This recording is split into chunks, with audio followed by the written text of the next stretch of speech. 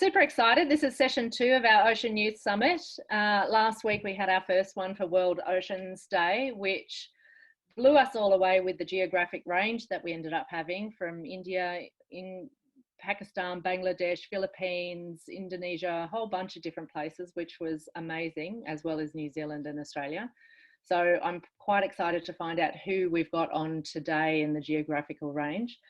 But before we kick off, today's session's about youth leadership, making your voice count, and how to find your thing, how to find your mission, purpose, all that kind of thing, what drives you. I run Ocean Youth. I started it in 2015, and the thing that kicked it off was young people coming to me often, asking me whether their voice counted. How could they make their voice count? They don't get to vote. They don't feel like their voices are being heard. And youth voice is incredibly important, especially with the state of a whole range of different issues that we're seeing play out at the moment: environmental, social, economic, even. So youth voice is really, really crucial. And the thing that I loved about what Steph said last week was youth are 25% of the demographic, I think you said, but 100% of the future. And so it's incredibly important that we get youth voices represented. And that's how Ocean Youth came to be. And that's what we're all here for today. So for anyone who doesn't know about Ocean Youth, you can find us at oceanyouth.org. We're focused on SDG 14, Life Below Water, and it's all about finding solutions to some of the big challenges that our oceans face and getting action within our communities to secure the future health of our oceans. So that's what we're all here for. We're going to kick off with young Steph from Seas of Change to open the session. Then we're going to have our speakers. Now we're just sort of waiting for people to come through, so it might shift around from the actual schedule that we had posted, but we hope to cover it all off. Without further ado, I want to kick it over to Steph to open our session, and then we'll start with our speakers. Steph, over to you. Thank you. Is that sharing? Yes, it is. Awesome.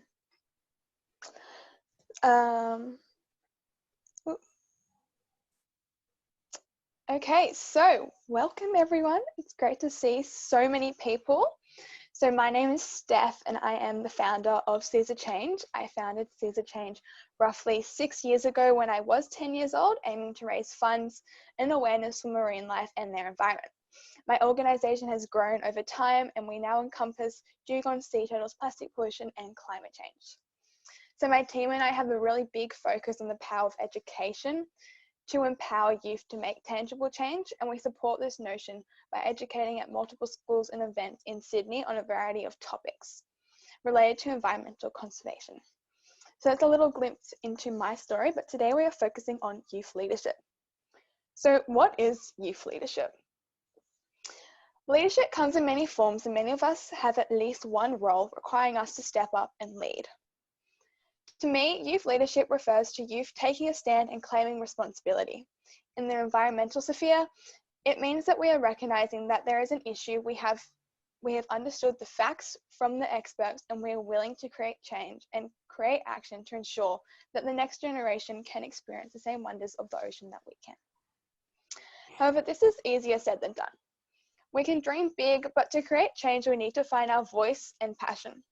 For me, my passion comes from a love of the ocean and marine life. I've always been amazed by how different the ocean looks when you go snorkeling, and recognize that the negative changes being made have been catalyzed by human inaction, and I want to break that cycle. Having the ability to use your voice is hard. As youth, we already have boundaries put into place as we're often considered uneducated. Finding a voice with this mindset when this mindset is so common, is not easy. But this is where your passion comes in. The key tool in activism, is not education, it's not organization, it's not responsibility, but it's hope. To succeed, we need to have hope. We need to believe that there could be a better day, and truly believe that as we grow and focus on our passions, we can all find our voice. Throughout my journey, I have been lucky enough to receive amazing opportunities to help find my passion and voice. I participated in Ocean Youth when I was 13, which was an amazing experience. I attended a dugong research trip in Queensland with Dr. Janet Lanyon. I speak at many events, and I attended the Ocean Heroes Boot Camp last year in Canada, and I will be a squad leader this year. These opportunities have allowed me to learn from experts in the field and network with other youth. Through this, I was able to expand my passions and gain the confidence to use my voice to voice my concerns. There really is no age limit to making a change, and I truly recommend you all to take every opportunity to learn from others and networks so that you can pursue your passions. And as Claudette said before, youth may only be 25% of the population, but we are 100% of the future. Thank you.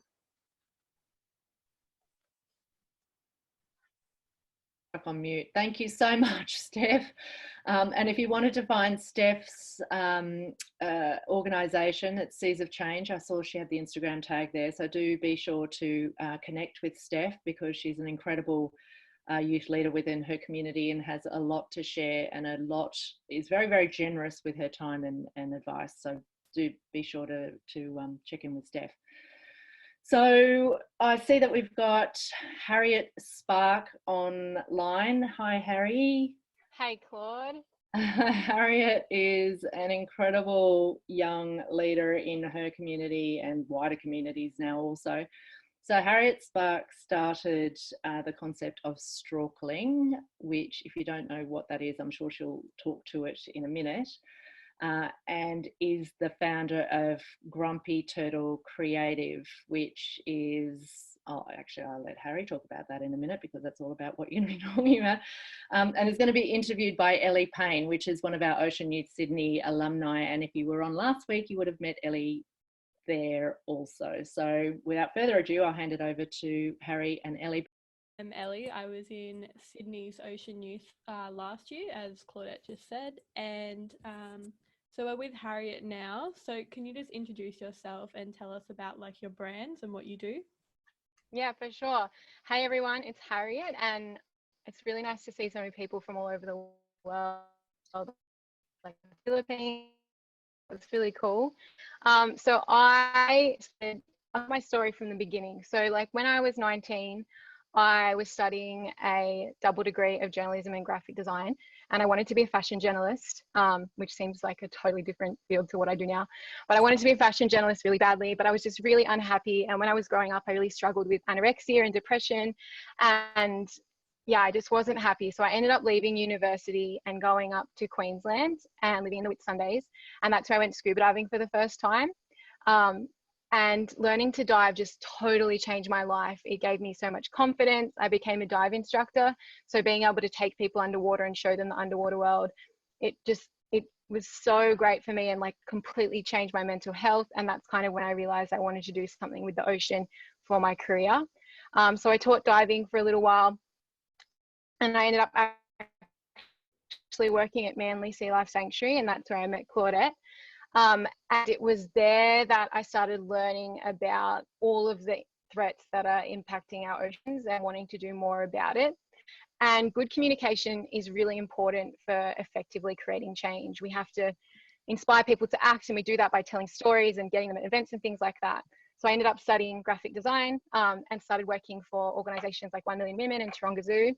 But I always knew that I wanted to work for myself and do my own thing. So eventually, after learning and working roles in those different organizations, I started Grumpy Turtle Creative, which is what I run now. And it's a small creative studio, and we do video and graphic design for businesses and people and organizations that are working to make turtles less grumpy.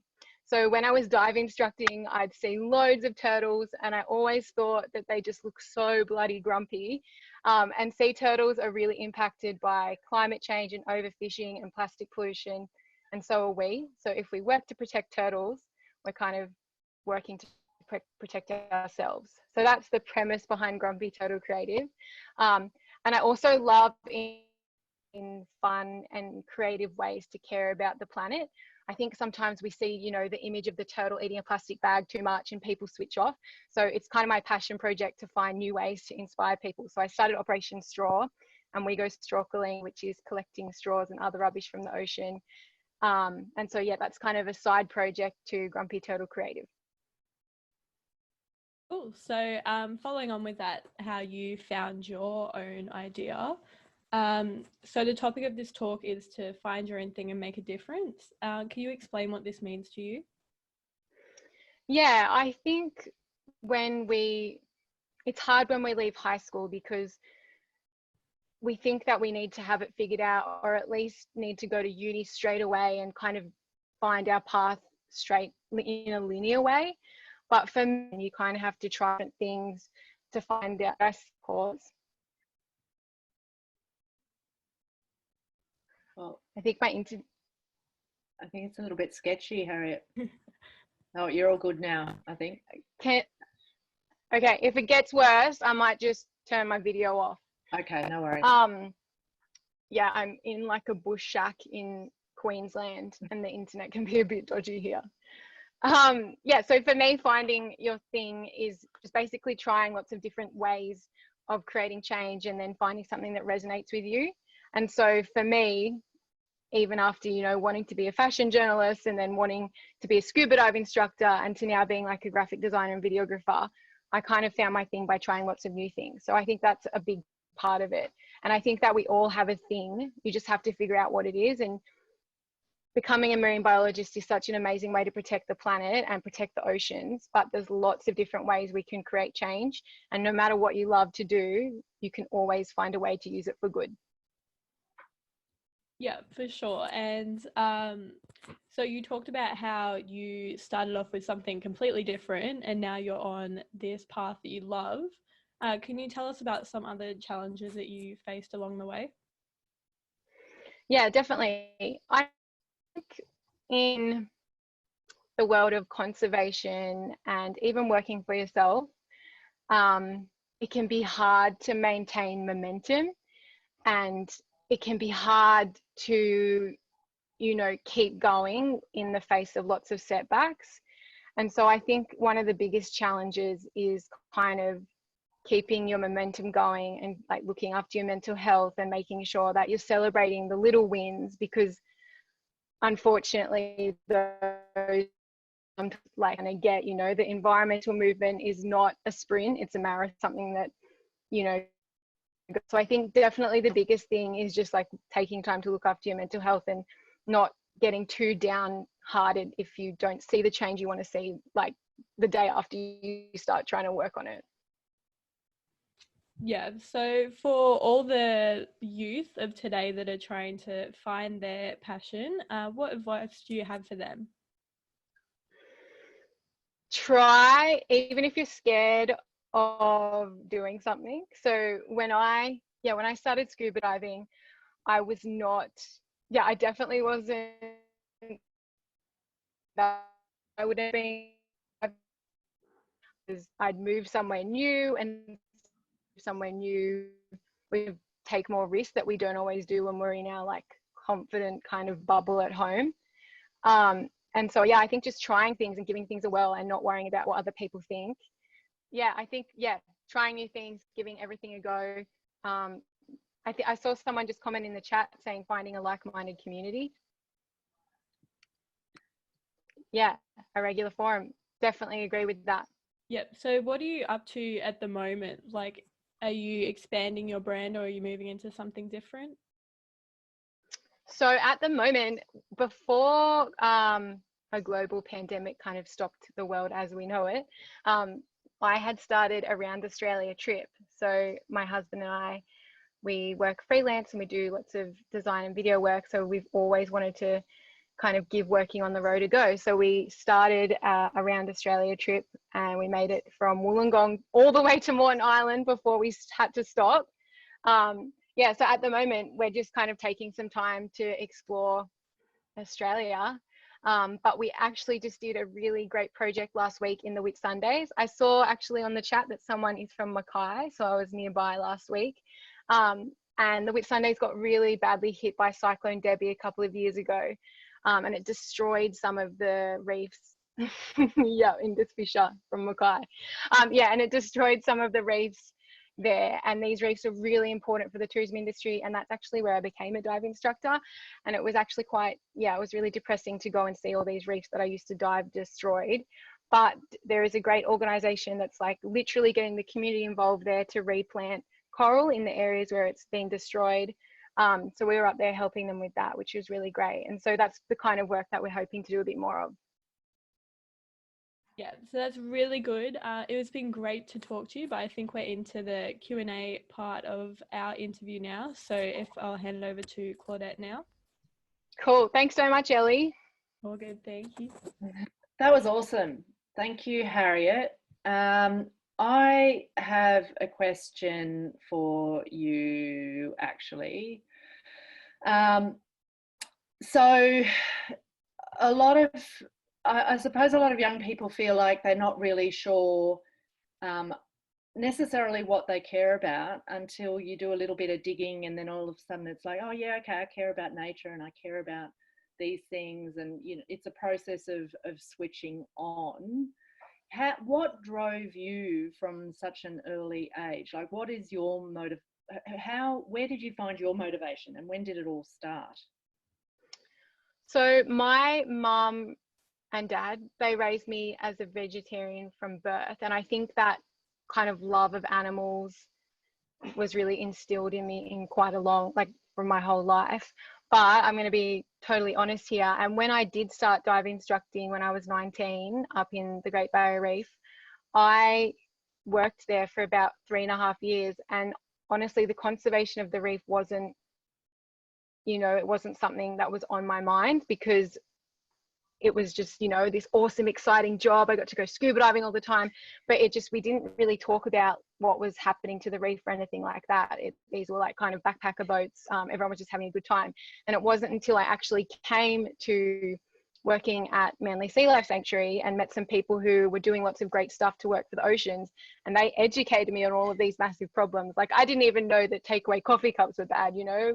I was using plastic all the time, even though I worked in the ocean every day. It just was disconnected like that.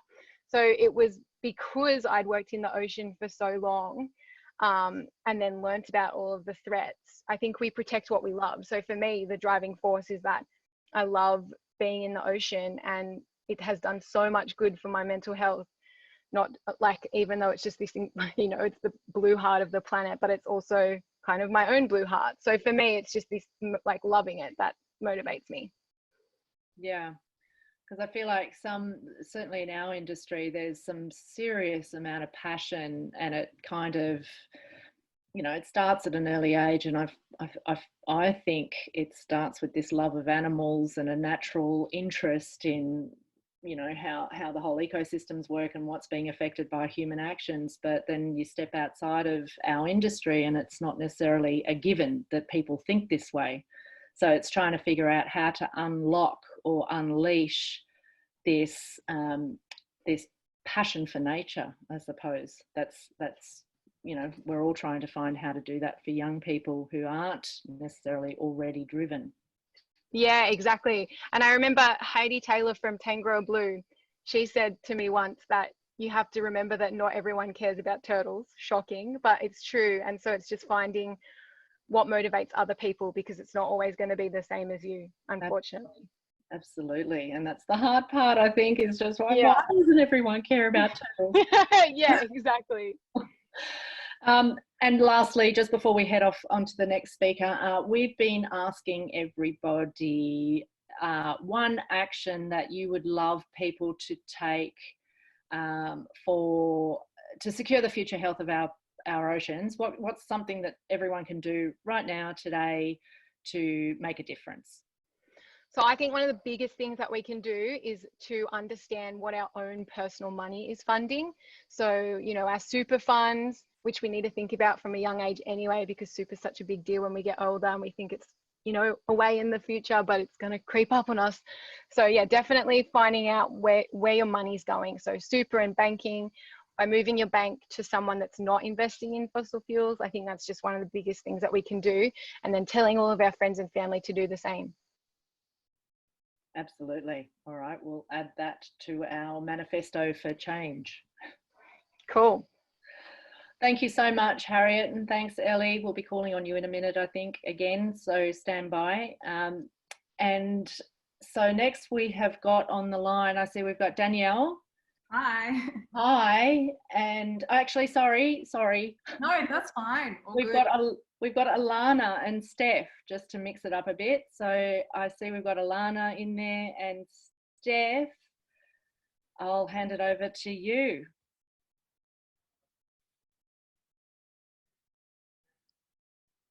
Oh, there we go. Hi. Sorry, it wasn't turning on. So you guys all heard from me, but Alana, do you want to introduce yourself quickly? Yeah, hi, I'm Alana. I'm here on behalf of School Strike for Climate Australia, and I'm also an ambassador for Take 3 for the Sea and run my own organisation called Visionary Mermaids. Awesome. So the topic of your talk is youth leadership and how we can all tap into it. Why is this such an important concept?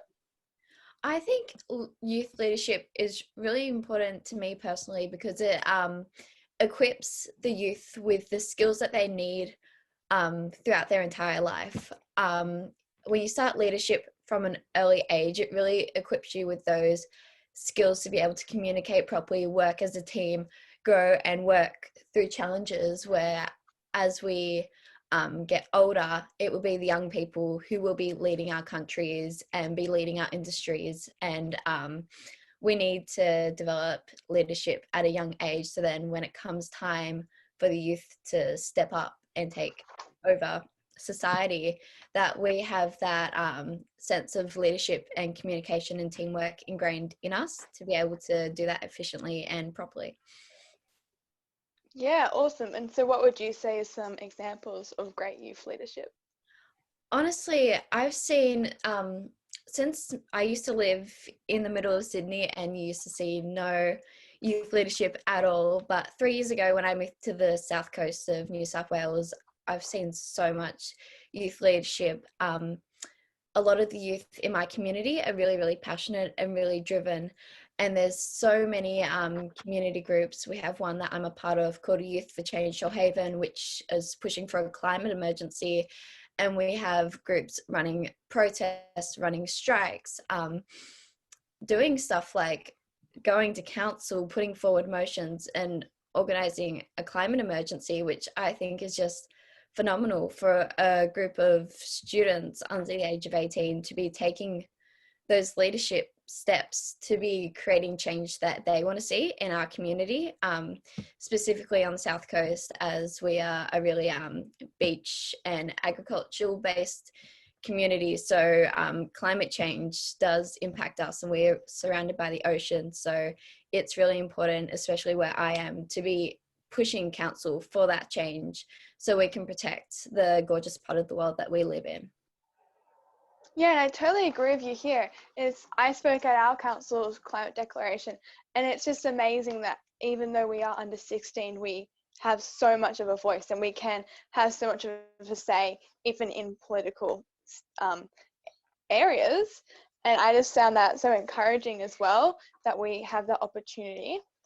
So for people who maybe are not sure how to get those opportunities, how to be in those positions, how would you say we can tap into our own possibilities as a youth leader? I would say take every opportunity you get. I would have absolutely no clue that there was anything wrong with the ocean or our environment if I hadn't joined Surf Life Saving. And through Surf Life Saving, I had this woman come to our surf club and she came and spoke about Take 3 for the Sea and explained to us the problem of plastic pollution and climate change and what was actually happening, whereas in school it's not something you're taught. Living in Sydney for 14 years, it wasn't something that was spoken about ever. And she just asked if anyone wanted to sign up to this program. I had no clue what it was and I just signed up, and that has opened a world of opportunities. And I've done that with so many things. I met this woman who said she ran a youth leadership program. I had no clue what it was and signed up because I thought the woman was cool. And through just taking that random opportunity, I ended up creating my own organization at the age of 16 And it's just little things like that. If you stumble across an opportunity, just take it, no matter whether you don't know what it is or whether you have no experience in the field, because by taking an opportunity, the only bad thing that can happen from it is you don't learn anything. Whereas if you don't take the opportunity, you will never know what you missed out on. Yeah, and we're always learning and growing from every opportunity. Like, no one's got a plan. It's just take the opportunities as you get them. Yeah. So for you, you've had an amazing career so far. What do you think that anyone can be a leader? Oh, yeah, definitely.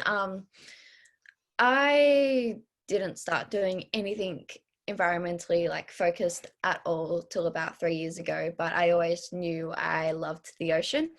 And I just kind of got thrown into this big leadership role that I didn't really know what I was doing, and kind of stuck with it and took those steps to continue it. And I feel like anyone can be a leader, no matter whether you are an extrovert, an introvert. Everyone has qualities that they can build on that make them a good leader. And to be a good leader, not every leader is the same. And I really feel it's important to have different types of leadership and different personalities of leaders to create that diversity in leadership, because you don't want every single leader to be exactly the same, because then everyone will have the same thoughts and nothing will grow, nothing will develop. And with your experience with School Strike for Climate, could you give us an insight into how that works with like how youth leadership and tapping into that? Yeah, so with School Strike for Climate, I got involved for the March strike last year, and I had a couple of adult community members actually reach out and be like, hi, you seem really environmentally focused, would you like to help us organize a school strike? And I, again, didn't know what I was getting myself into, and I was like, okay, sure, whatever. And I got involved and started organizing this strike, and to see the community come together.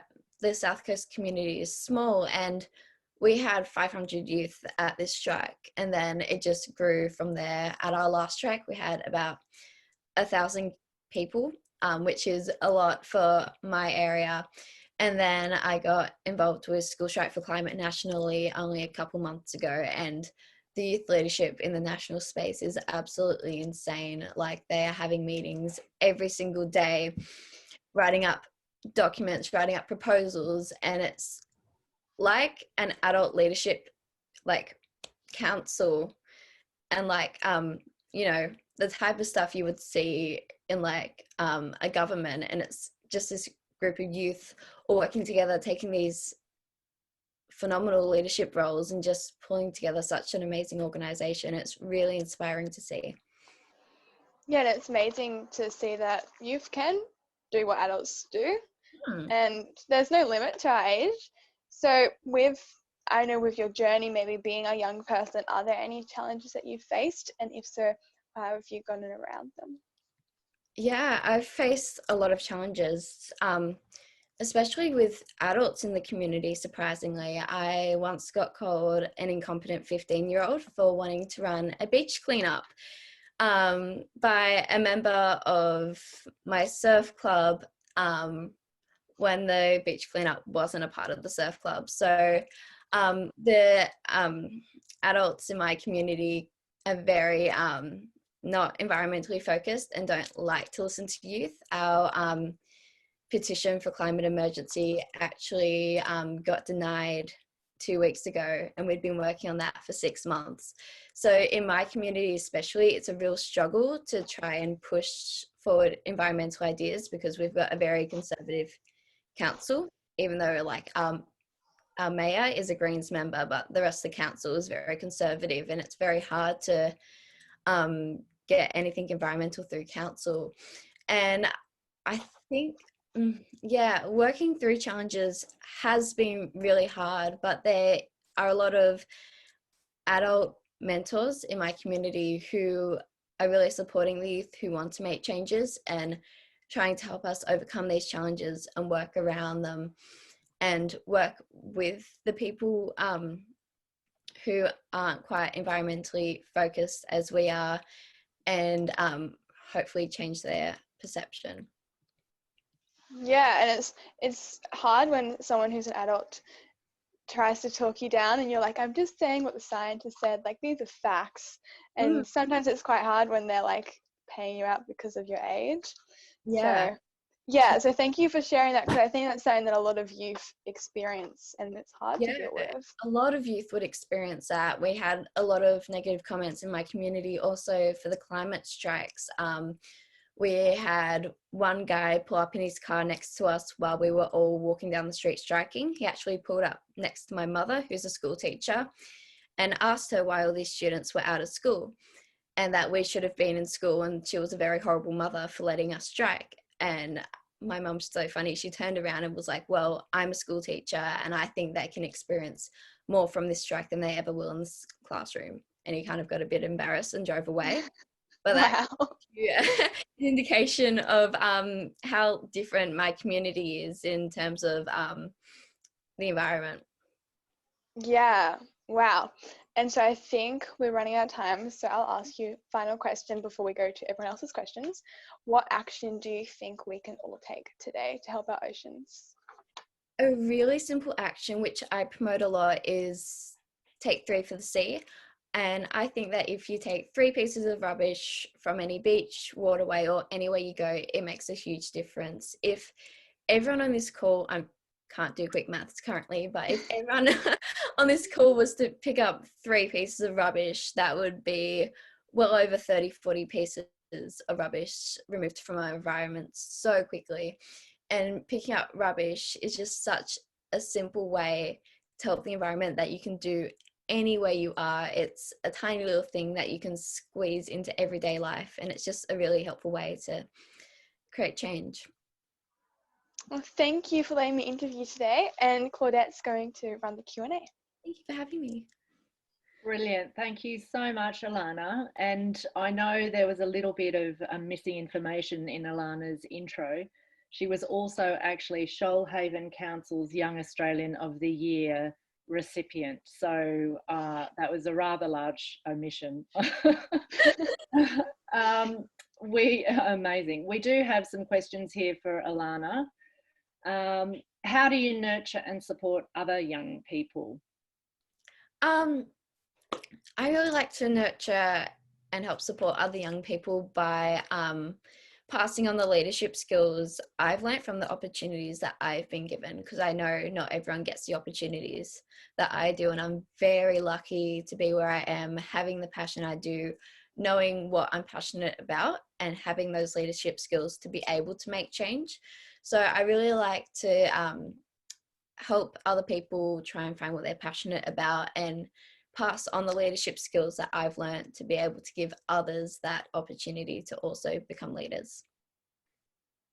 Yeah, brilliant. And there's another question here for you. How did you get the confidence to be a leader? I've always been a very confident person my entire life. I come from a family who all the women in my family just will not stop talking. We're a very chatty family, so I think I was brought up in that environment where I was so used to having really long conversations and talking to absolutely anyone and everyone, and I really gained a lot of confidence from that, and I just kind of used that confidence I gained from being around such a chatty family, and I've just applied it to everywhere else, and I find it personally really easy to have conversations with people. Yeah. Brilliant. All right, well, thank you so much. I'm sure there's going to be other questions as we go through, but we are on a little bit of a time. We're a little bit behind because we started off a little bit late, but thank you so much, Alana. You're absolutely incredible. Gosh, what I was doing when I was 16 was not this, I can tell you. We've got Paris, and Ellie's going to interview Paris today. So Paris Rains was a very young climate change activist who founded an organisation called Climate Girl, and was, I suppose, a strong youth voice for climate change, which got her some wins and I'm sure some challenges that she'll share today as a young youth leader. So Paris, I just wanted to say thank you for joining us today. Thank you for having me. There she is. You can hear me and see me. Yes, we can hear you and see you perfectly Perfect. fine. Thanks so much. And I'll hand it over to Ellie, who's going to interview you today, who's one of our Ocean Youth Sydney alumni. Hi Paris, it's great to meet you. So can you just introduce yourself and tell us a bit about what you do? Yeah, sure. So my journey in terms of sustainability started at quite a young age. One of my favourite stories to tell is when I was about 6 years old. I live on the south coast of New South Wales, sandwiched between the ocean and the mountain, and I was really lucky to kind of grow up within nature. And so one day when I was about 6 years old, my mum and I were down at the beach and she said, "Come on, it's time to put your sunscreen on." And so I just one day was curious and asked my mum, "Well, why do you have to wear sunscreen? Well, why do people put sunscreen on when you go to the beach?" And she said that things with our environment were changing. And a lot of that was due to human impact. So that got me really curious about, well, why is it that we have to wear sunscreen and what are humans actually doing to our planet? And so it led me on a little bit of a curiosity to learn more about the impacts that we were having on the planet. So I did quite a bit of research as I started to kind of grow up, and I did a project when I was in about year 5 at school and had the opportunity to interview somebody at WWF to hear more about the work that they were doing, and eventually became a youth ambassador for them to help them kind of share the message to a younger audience.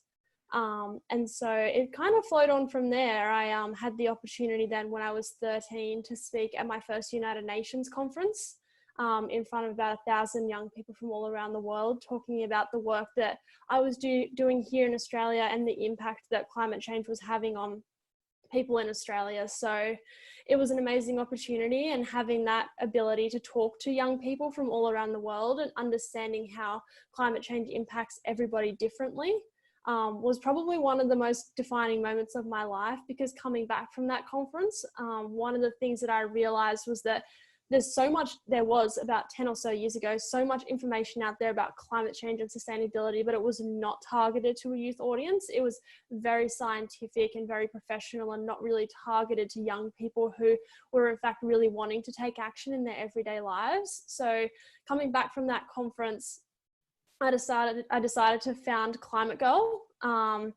as a platform for young people to be learning about sustainability and the environment, but also in a fun and interesting way, and really specifically focusing on the solutions, because we all know how big the problem is, but the one thing that's actually going to change it is by putting in place solutions and practical solutions that everybody can do in their everyday lives. So I founded Climate Girl, and I've had the opportunity now to speak at another 3 United Nations conferences about the work that I was doing, and importantly, the value that Generation Z brings, and how being this new sort of generation, how we're actually going to in the next few years start to really reimagine what our world's going to look like, and we will have that sort of power. So I'm really excited in this conversation to be delving into that a little bit more, about finding our voice as the newest generation of leaders.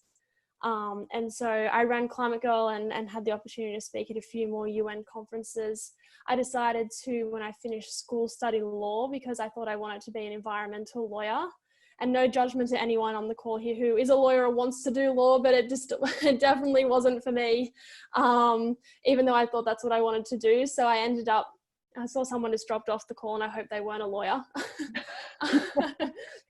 Or interested in law, but so I decided to, instead of embarking into the legal profession, I moved into consulting, which kind of came from a bit of a shift from my perspective. When I was studying at uni, I had the opportunity to travel to Antarctica with a group of Australia's leading entrepreneurs for a think tank to talk about climate change and sustainability, but more generally how the Australian economy is going to shift over the next kind of decade or so.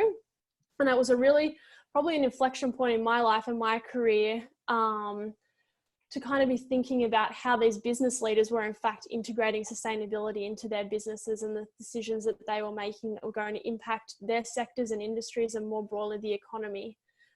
So then I also had the opportunity that year, Al Gore invited me to speak on a panel with Pharrell Williams in LA as part of his 24 Hours of Climate Reality, and talking about how young people can actually have a really important voice in this debate. And so it was probably that year I started to realize that there's the individual perspective and then there's also the corporate perspective.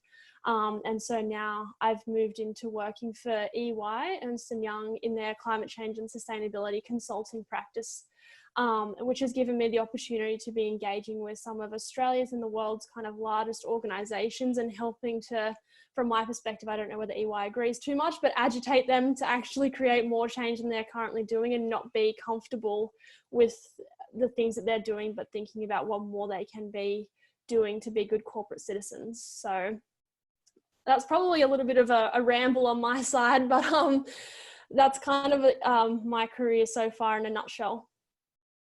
Yeah, so it's really good that you got inspired at such a young age to make a difference. And continuing on with this, how some youth may feel that their voice may not be heard. Do you have any advice for how they can put themselves out there and make their own difference? It's a really good question, because I think being a young person and having confidence to be a leader is one of sometimes the hardest things, because when you see people talking about issues, it's normally someone who's 20 or 30 years older than you.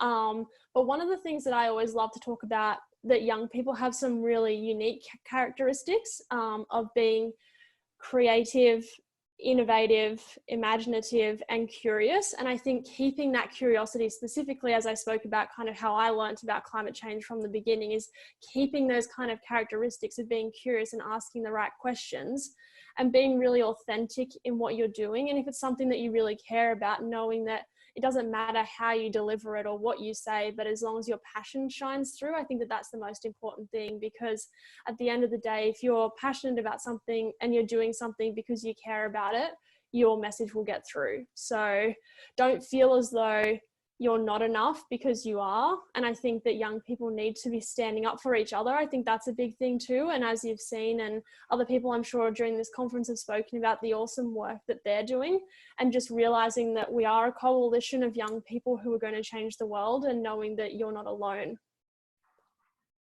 Yeah, for sure. I think that's a really great message that a lot of people here can take away. So you've talked a lot about the opportunities that you've received as if that it's all coming to you. So can you talk about some of the challenges you have faced and how you've overcome them? Yeah, I mean, I think everyone faces challenges, and I think it's probably a mindset thing that I've started to learn after there's been a lot of no's in my life. When I've been pushing for something so big as like stopping and reversing climate change, it's not something that's going to happen overnight. One of my mentors said to me a while ago, after every no, there'll eventually be a yes. So realizing that every no is one step closer to getting a yes is probably something that I would love everyone here to take away on the call, because eventually your message will shine through. But yeah, I mean, I've experienced a lot of challenges, and I did hear and catch the end of what Alana was speaking about in terms of the amazing work that she's doing too. And someone mentioned that she was, a 15-year-old that didn't really know anything, and, why is she someone that's up there talking about it? And it's usually coming from older people. And I've had a relatively similar experience. I've had people calling me things like a globe-trotting intellectual non-entity. I mean, I don't actually even know what that means, but I love it, because it shows that you're starting to rile up people who are they're probably more scared about you creating change and doing something innovative and exciting that kind of scares them and getting them out of their comfort zone. But I guess the challenge piece comes to finding the right people. And I've been through experiences before where I've collaborated with people who haven't had the right intentions. They've kind of wanted to work with someone who they've seen as a young sustainability leader, and being associated with the work that I was doing meant that they would get more of a platform as well. So really, I mean, one of the lessons that I took away from that was making sure that you're understanding what people's intentions are by working with you, and being really kind of cautious about the work that you want to do with the certain people around you. But yeah, seeing every challenge as an opportunity to learn something new. And I think that if we can kind of keep that as our mindset, then it puts us in a good place, because we learn, unfortunately, from the hard situations more than we do than the exciting situations and the good things that happen. So I really hope and encourage people here who do face similar challenges, engaging with people and being a young youth leader, realizing that this is what makes us stronger, instead of makes us weaker. That's a great message to take away from this. And I think we're getting towards the end of the interview now. So I'm just going to ask you, what is something that everyone here could take away to help our oceans? I think, and I heard Alana talking about Take 3 for the Sea, and I know that organisation really well, and the work they do is super awesome. But maybe I'll take a different tact. Something that I like to talk about is this kind of idea of the process people go through to learning about climate change and sustainability, which incorporates the impact on our oceans. And it kind of came from a discussion that I had with a good friend and mentor of mine, David de Rothschild, who undertook an expedition called the Plastiki. I don't know if anyone's heard of it on the call, where they sailed a catamaran made from 12,500 recycled plastic bottles from San Francisco all the way to Sydney to spread awareness about the issues of plastics in our ocean. And it was through a conversation that I was talking to him about, was kind of this idea that once people start to understand an issue, they start to care. Once they start to care, they'll start to take action. And something that I've realized that there's actually a fourth step to this, is that once people take action, then they can influence others. And I think everyone on this call today have already gone through those first 3 steps, and they know that they understand the issues, they care, and they're taking action, and you're taking action on an individual level. But then the next step is to influence the people around you and your communities to be making an impact as well. Because whilst one person, we all feel sometimes that the things that we're doing isn't enough and we could be making more of an impact, but influencing others to take impact as well means that all the small impacts that we make together will collectively have a huge impact. Yeah, again, a great message to send to the group here. And so I think we're done with the interview part. So it's been really good to hear your story, and I'll hand it back over to Claudette. Thank you so much, Paris. That was incredibly powerful and inspiring for all of us, I think, not just young people. We do have a question. What behaviour change have you been able to facilitate at home in your personal circle and at EY? EY is actually a good one. So, I mean, we work with a lot of organisations, but like speaking just candidly with the group is that I think there are a lot of things that EY don't take their own advice on. We consult to a lot of organisations, but we need to sort of look in our own backyard. One example of that is we have an office up in Sydney that I work in, and we had all single-use plastic cutlery, plastic cups, just in our 20 levels of the office that people just throw out every day. And so I worked with some of our sort of core facility team to realize that this actually isn't right, and we can't be talking about sustainability as if we're an organization that are doing a lot, but yet in our own offices, this is something that is happening. So we've just gone through the transition period in the last kind of few months before COVID. Oh, I just saw that question there about what is EY. So, sorry. Yeah, I was just going to type in there for you while you're talking. Sorry. So yeah, we've just gone through that process of getting those sort of single-use plastics out of the office. And I have a similar experience when I was at school. So after I'd been involved with the Plastiki expedition, I wanted to demonstrate to other young people that there are things that you can do in your own local community by banning the selling of single-use plastic bottles at the school canteen. But then that was only kind of the first step, and this is something that I'm keen to kind of talk more about, is this idea of like putting solutions in place, because we're taking away the plastic bottles, but what are we doing to then sort of create a new solution for people? So reinstalling new bubblers around the school and giving every student a reusable stainless steel drink bottle. Brilliant. All starts, it doesn't have to be huge, it can be all the little things that actually all add up when we all do them. So that's exactly it. Brilliant. All right, well, thank you so much, Paris. We have we've got one final lot of speakers, so I am keen to move on, and I know we've got a bit of a time pressure, but thank you so much for coming today. It is really It's just very powerful for our young people out there trying to make a difference and struggling and wondering if it's themselves or is it just really hard. And so hearing from someone like you is incredibly powerful. So thanks so much. My pleasure, and I really enjoy speaking to other young people. I think that one thing that, another message that I wanted to just quickly share around COVID was that I think coming out of COVID, sustainability is going to be really front and center for a lot of people. And so I think it's really our time as young people, as Gen Z, as this next generation of leaders to actually create change, because I really do think that the world is watching. Yeah, absolutely. We're all hoping for the same outcome. We're all hoping. Exactly. Thanks so much. Well, thank you so much, everyone. Thank you. And we'll be recording this and we'll be sharing it wider because I know some people weren't able to make the call today. So we'll be able to get it far and wide after today. Great. Thanks so much. Thanks, everyone. Bye. Last but absolutely not least is we've got Danielle Ryan, who's the amazing young filmmaker who's just nailing it all over the place with her phenomenally inspiring films, the latest of which is The Map to Paradise. So Danielle is the founder or co-founder with James, founder of Blue Bottle Films. And Danielle is going to be interviewed by Amber. Amber, are you there? Yep, I'm here. Perfect, there she is. Nice to meet you, Danielle. Nice to meet you, Amber. Thanks So I'd just like to start off with you just introducing yourself and giving like some background on what you're doing and all that. So yes, my background, the way that I got into filmmaking, at school I was always passionate about the creative arts.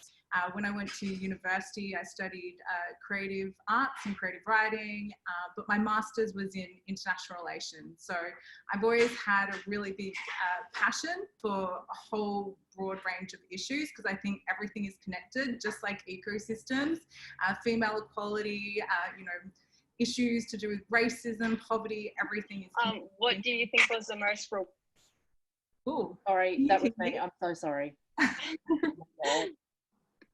Continue, sorry. That's all right. And for me, I just dabbled in a lot of different things. So I did work experience with a think tank in Washington, DC, on issues to do with America and Latin America. I worked with editing studios. I did some stuff with Channel 9. And yeah, one day, James, my partner, and he has built a career in film and television. So we ended up getting together and creating our first documentary, which was actually on child labour, and that aired on SBS with Dateline. So we've been working on environmental issues for a long time now. I can't remember how many years, but James's background was in marine science. And it kind of made sense to me because I grew up in a very environmental household. And yes, I actually grew up with a mom who was an environmental lawyer, an academic. So I definitely have a lot of appreciation for environmental law. So for anyone who is considering doing environmental law, do take it as a serious option because there's so much cool stuff you can do with that. Yeah, for sure. So you did mention like how you were raised and with your partner and all that, being all involved in environment and everything. Would you say like that's one of your key motivators, or do you have anything else that's like really inspired you to take the path that you are going down? I guess for me, it was always organic. I'm just really interested in how the world works, and I'd love to solve every issue if I could. However, I have always thought that the environment is at the heart of a lot of issues when it comes to do with equality and justice. So it kind of made sense to start to delve into some of these more tricky issues, not just looking at the surface of beautiful whales and dolphins as we did with the Map to Paradise, but looking at some of those social and political issues behind it. Yeah, definitely. So I was just wondering if you could kind of like go deeper into why you use filmmaking. Like you mentioned how you've always been interested in the arts. Like where did that kind of branch from?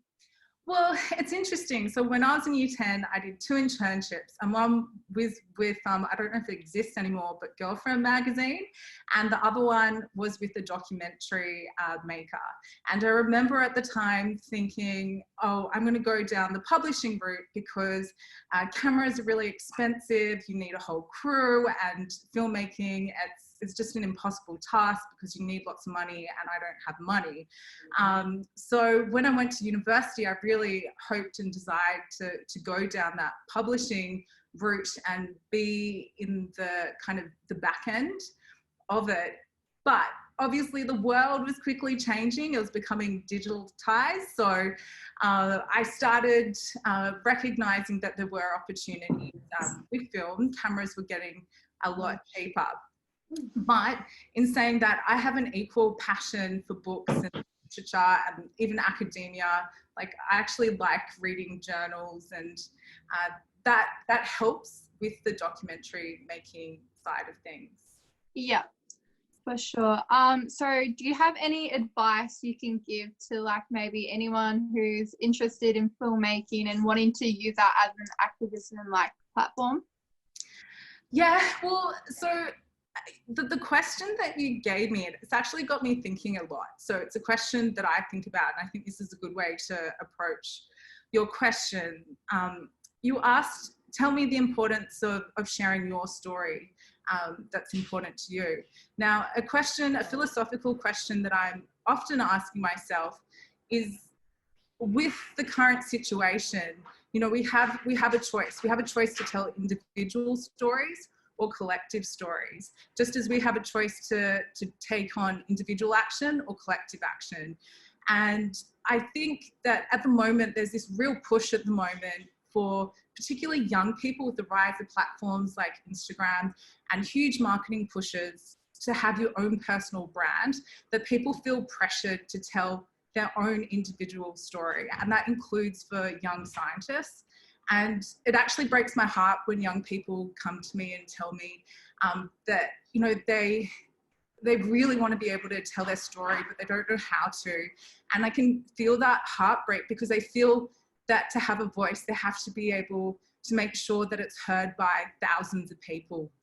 And I think that this is a really important thing to think about, because it's not the only way to tell stories. For example, our Australian Indigenous First People, they understood stories were collective. Stories were wisdom. It was shared wisdom that was handed down from elders to generation. And that's what made them exceptional land managers, the oldest continuous culture on the planet. So when it comes to this, I think we need to ask, why are we telling a story in the first place? As I said, for me, with creative writing, my motivation wasn't to share my story, rather it was about interpreting the world. I think that as times change, that we need to ask ourselves, are all these individual stories that we're seeing on things like Instagram, where people like clawing for fame with a photo with a shark, what does this mean? And, you know, will it be remembered? And are these stories making us a better society? I think that it's interesting because older people have been talked down a bit in this session, but it's really important to remember that there were older people who were your age in the 70s, and everyone was looking to young people in the 70s as they were going to be the inspiration for change. So they were in your shoes now. And there's a lot of older people who also feel marginalized, their voices aren't being heard. And so I think I brought a book with me. It's called Optimism by Bob Brown. And for those who don't know, he's a forest activist in Tasmania, but he was also the Greens leader in Australia.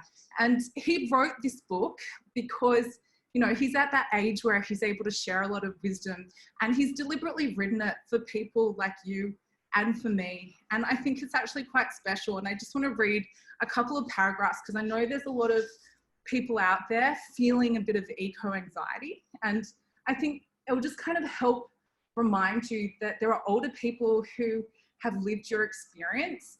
And it's really important to like seek out those people like Bob Brown and read their stories, because that's what will help give you the strength to be the leader that you want to be.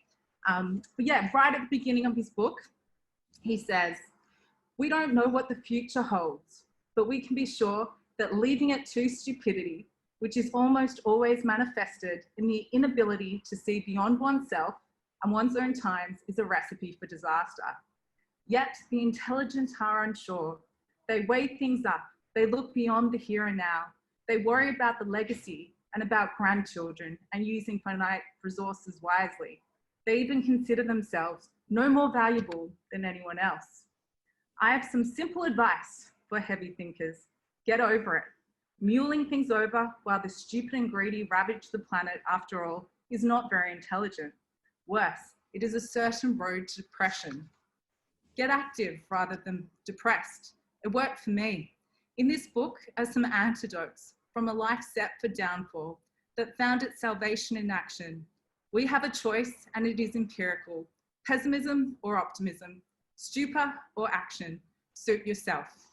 Now, in terms of Bob Brown, I find his story incredibly rich with meaning, because for Bob, he not only had to deal with feeling marginalised as an environmentalist and as a politician, but he also had to deal with growing up being homosexual. So it's a really important story to think about, because as conservationists, we're often dealing not just with the conservation side of things, but other traumas and tragedies in our lives. So yeah, I just wanted to share that with you.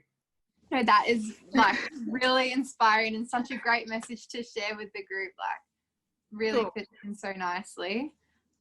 So just one final question. I was wondering, like the challenges that you have faced in your journey to where you are now, and how you overcame them.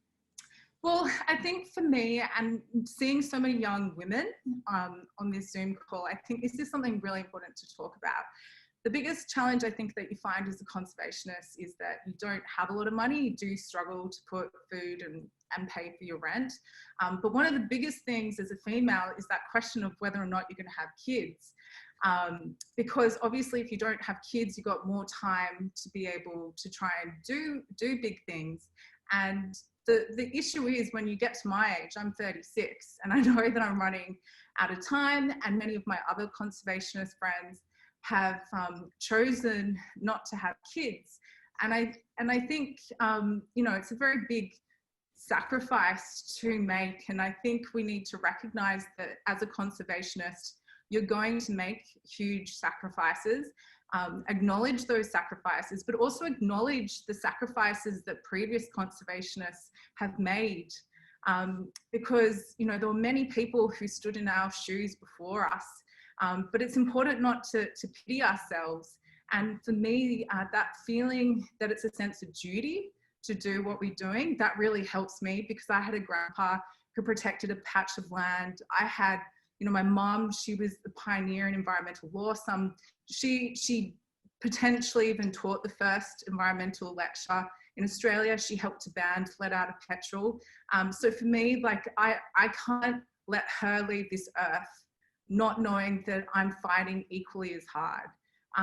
So I guess that's what keeps me going, and that's my message to you is find older, I guess more stoic environmentalists who've been through a lot as, I guess, a moral compass or a moral guide to keep you rock solid when things are a bit rough.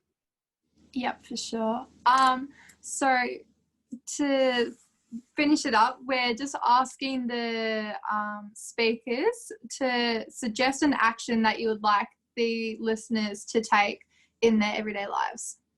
Yeah, so for me, just as I've been doing a lot of research at the moment on why the wilderness movement has failed, one of the things that really has hit a chord for me is just how vibrant the environmental movement was in the 70s.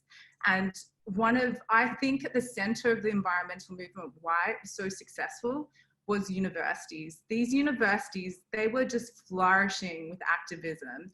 You had things like students coming together to create environmental justice legal centres, and, you know, doing all sorts of activism activities, and the professors were involved. They were creating things like teach-ins, like conferences just like this, but involving the public, like in spaces all around an entire city. And I think my message then to you is to think, when you get to that moment, you get that chance to go to university, think about how you're going to reactivate that space. Because it's probably been in the last 2 decades in Australia with the whole pro-growth business model that universities have become incredibly sterile. You go onto a university campus, you won't see any posters. And so I think if you're really keen on winning this, you need to find a way to reactivate these spaces. It's going to be hard because the universities are being really hard hit. They're not being helped by the government at the moment, and things like the humanities are being scrapped. So, you know, it's going to be a big challenge to overcome. And secondly, the other thing that I'd recommend is, you know, really think about an interdisciplinary education, because one of the most famous psychologists ever from like the 19th century, his name's Alexander von Humboldt. He really understood the importance of interdisciplinary education. So understanding politics, history, science, like philosophy, art, because everything is interconnected. And I think if you can have that holistic approach on the world, once you start to understand like how interconnected everything is, it just means that, you know, we can do more extraordinary things, because we need politicians, we need environmentalists, we need historians. And so if you can understand the role of a historian, it just means that you can bring them into your space, and, you know, you can nail your campaigns even better. Sorry, that was a really long response. No, that was great. I just want to say a massive thank you for providing your insight and your incredible story. I'm sure you have reached so many people, and like, just, yeah, it's been really inspiring. So thank you so much. Pleasure. Claudette, do you have any questions?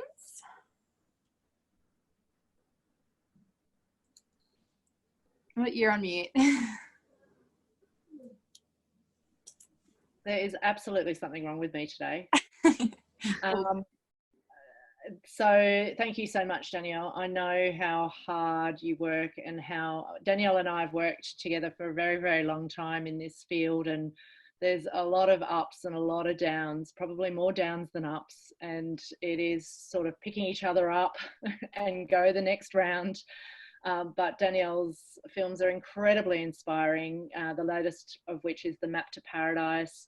I don't know if you're still screening it, Danielle. I know that I saw some screenings up there, but we may be able to organise a screening for Ocean Youth at some point soon. It's about marine protected area movement and some amazing change makers around the world who are protecting their patch of ocean and, you know, winning. So it's a good news story. So thank you so much, Danielle. There actually is one question here for you from Ellie. How do you get opportunities such as being on Channel 9, I suppose, within the media in general? Do you have connections, or do you just put yourself out there? Well, it's really tricky at the moment because the media industry is dying, like the traditional broadcast industry. I mean, I just heard that all the top presenters' paychecks are being slashed by millions. So it is a very tricky space to get into, and it's a very cutthroat space, which is why I didn't stay there for very long. I was lucky because I knew someone at the time who was working there, and so that's how I was able to speak to the director. And I ended up doing an internship and I ended up doing some freelance producing on the Today Show. However, it is good experience if you can get there, but just considering how optimistic so many of you are online, it really, really dampened my spirit. So I wouldn't try and do it if you're an optimistic person, because I wouldn't say it's this kind of environment. It's quite the opposite. Yeah, I know. I've been there too, trying to nail you into a position on sharks and how evil they are, and trying to fend off, you know, this mainstream media approach to sort of demonize a lot of this stuff. But having said that, Ellie, I know that working at Sea Life Trust, and also probably Danielle as well, when you have a story, a good news story that you wanted to share, often it's just literally approaching journalists one by one by one. And depending on the day that they're having, it could be a quiet day, it could be that they actually want a good news story to balance out some of the stuff that's been happening. You may just hit the jackpot with the media, and it could be in your local newspaper. You know, I've had bug stories at my local kids' childcare put into the local paper because they wanted a cute and cuddly story. So you just really have to have something to say and just pick up the phone or the email and just get going. So you know, there's no, it's an equal playing field effectively. You just got to have some grit. Thank you so much, Danielle. You're an absolute legend. I did want to save a few minutes for Lucy Skelton, who's on the call today. We had Lucy scheduled for last week, but she got waylaid with a school project that she couldn't get out of, and so she's here today. Lucy is one of our Ocean Youth Melbourne alumni and has been incredibly active in the youth space as well. After doing Ocean Youth, she created her own reusable bag company. Then with the profits was using that to support conservation groups, and then now has gone on to start the Student Voice Network. And she wanted to just talk very quickly to what Student Voice Network is all about. So Lucy, thank you so much for joining us today and hanging in there, and I'll hand it over to you to talk about your amazing initiative. Perfect. Thank you so much, Claudia, and I'm so sorry that I couldn't be there last week. Year 12 has kind of got me under the pump a little bit this year, but so happy to be here and around so many other amazing, inspiring people. What I wanted to talk to everyone about today was something that I started a couple of years ago called the Student Voice Network.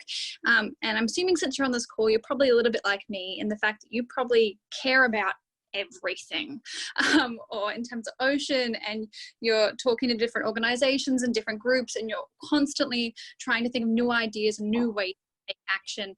And I was like thinking around this time, and I would be going to conference after conference, workshop after workshop, learning as much as I could about all these different issues. However, after a while, I feel like I'd lose contact with that organization, or I'd lose contact with all those amazing and motivational and inspiring people. And even though I knew more than ever, I often felt like I was back to square one. And I just kept on thinking, what if there was a virtual network that would connect people from across the country and internationally? What if there was a platform where we could share resources so we didn't have to reinvent the wheel? And what if there was something where we could take that collective action, not just on like environmental issues, but social justice too? Because as you'd all know, we can do much more together than we ever could alone. And and this isn't a particularly genius idea. I honestly looked for this network, and then when I couldn't find it, I just thought, well, I'll just make it. So it's now been over 2 years since we started. So I was 16 when I started the Student Voice Network, and I'll say we have learned a lot since then. However, we've got over 200 student members from across Australia and welcoming our first international members, and I can honestly say that I could not be prouder of the team we have now. And the reason I wanted to take this time, even though we're a little bit overboard, was that I wanted to invite every single person on this call to be a part of it. What we do is we have 4 different membership options, but I think the membership option that I'm most going to speak to you guys is the option of SVN Team. So what that is it's a weekly meeting every Monday at 6:30 p.m. Australian Eastern Standard Time. And what that is we help you connect with other like-minded youth, like some of my closest friends now, not only from Ocean Youth, but from across Australia, because I've been able to connect with them further through SVN about issues that I'm passionate about and that they're passionate about. Like ocean acidification, like climate change, plastic pollution, all these different issues. And although you may not, and I think it's about around that idea of finding your community. And I feel so much more empowered. Like I go to school, and my school is incredibly supportive, and I could not be like more grateful for that. But then I'll go to SVN, and everyone there will be like, oh my God, I heard this new article today. What do you think about doing this? Or like we've had people come to us, and like we have started our own like magazine about this, because during COVID we still wanted to run environment team meetings. And then then we knew we couldn't run them the same way. So when we brought it to SVN and we realized schools were facing the same thing, so we decided to make a magazine where people could content that was meaningful to them from home. And now that's gone out to thousands of students across Australia, as well as in Nigeria, United States and Italy, just because we were able to share it on our socials. So even just that idea of one student can create one poster, and that one poster would usually only be shared at that one school, reaching 1,000 or so students depending on the school.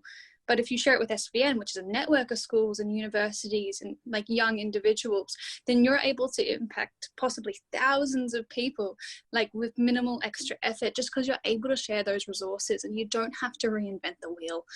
So if you are interested in getting involved, I would absolutely love to hear from you. So if you go onto our website, if you search up Student Voice Network, hopefully it should come up. Otherwise, www.svn-au.com. I will let you know the phone version is a little bit horrendous, full warning, but the laptop version ain't so bad, and hopefully it will all make sense. Otherwise, you can find us on Instagram or reach out, because I am like so excited and so motivated by passionate people, and I know that together we can make a difference. And if you really care about an issue, then why wait for someone else to solve it? Thanks, everyone. Oh, thank you so much, Lucy. I know that the biggest piece of feedback that we get from the Ocean Youth Program, it's not about, you know, access to the aquariums or, you know, the cool stuff that everyone gets up to. It's actually meeting like-minded people, because a lot of the time passionate young people feel very alone. Their peers don't necessarily share their passions or concerns for things. And so when they come together, it's that meeting your peeps that actually has the most impact. So what you're doing is incredibly useful, and I'm sure you'll just see it grow. I certainly promoted it in last week's notes for attendees, and we'll do the same today. And we may get you on for a special one-on-one webinar to talk to what specifically people can do. The more the merrier. That would be amazing. Wonderful. I just want to thank you so much for your time this evening and for your interest in our young people doing incredibly inspiring, amazing things. Thank you all for what you do. And I think that's it from me. Thanks. Thank you so much. Thank you, everyone. Hopefully see you next week.